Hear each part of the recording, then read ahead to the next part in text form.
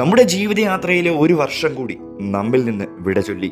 പുത്തൻ പ്രതീക്ഷകളോടെ, പുത്തൻ പ്രത്യാശയോടെ, പുത്തൻ തീരുമാനങ്ങളോടെ നമ്മൾ പുതിയൊരു വർഷത്തിലേക്ക് കാലുവെച്ചിരിക്കുന്നു. ഇന്നലത്തേക്കാൾ നാം നാഥൻ്റെ വരവിനോട് അടുത്തുകൊണ്ടിരിക്കുന്നു. നമ്മുടെ സാഹചര്യങ്ങൾ പലതും മാറി അല്ലേ? ഏത് സാഹചര്യം മാറിയാലും, നാളുകൾ മാറിയാലും നമ്മുടെ ദൈവത്തിന് മാറ്റമില്ല കേട്ടോ. മലാക്കി 3:6 യഹോവയായ ഞാൻ മാറാത്തവനാണ്. അതെ, അവിടുന്ന് മാറാത്തവനായതിനാലാണ് ഇന്നും നാം നശിച്ചു പോകാതെ, വീണു പോകാതെ നിലനിൽക്കുന്നത്. അവിടുത്തെ ദയ ഒന്ന് മാത്രമാണ് നമ്മെ ഇന്നും നിലനിർത്തിയിരിക്കുന്നത്.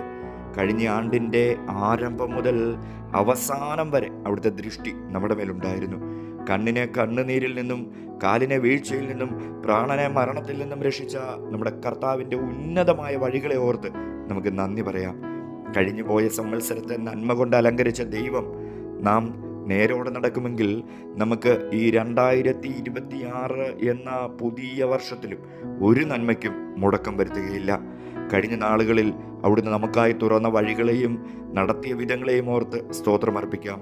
അതെ, പറഞ്ഞു തീരാത്ത ദാനനിമിത്തം ദൈവത്തിന് സ്തോത്രം.